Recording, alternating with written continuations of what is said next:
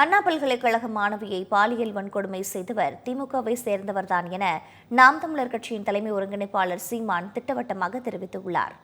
திருச்சி விமான நிலையத்தில் செய்தியாளர்களிடம் பேசிய அவர், மாணவி பாலியல் வன்கொடுமை செய்யப்பட்ட விவகாரத்தில் தேசிய மகளிர் ஆணையம் விசாரணையை வரவேற்பதாக தெரிவித்துள்ளார். நேர்மையான அமைப்பு விசாரித்தால்தான் உண்மை விவரம் தெரியவரும் என்றும் அவர் கூறினார். மேலும் கைதான நபர் திமுகவை சேர்ந்தவர்தான் என்பதற்கு அமைச்சர்களோடு அவர் எடுத்துக்கொண்ட புகைப்படங்களே சாட்சி என்றும் சீமான் தெரிவித்தார். அது அண்ணன் அமைச்சர் மாசு அவர்களோடு அவர் நிற்கிற படம், தம்பி துணை முதல்வர் உதயநிதியோட நிற்கிற படம், அவர் வீட்டிலேயே போய் அண்ணன் இந்த சுகாதாரத்துறை அமைச்சர் சாப்பிட்ற படங்கள்லாம் இருக்கு.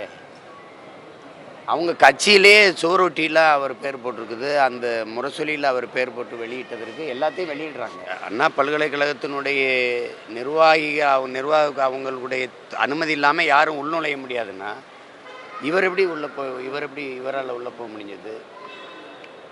அப்போ இது ஒரு சரியான நேர்மையான ஒரு அமைப்பு இருந்து விசாரித்தா தான் நமக்கு தெரிய வரும். அதனால் மகளிர் ஆணையத்திலேருந்து வந்து விசாரிக்கிறத நான் வரவேற்கிறேன். அப்போவாது சரியான உண்மை வரும்.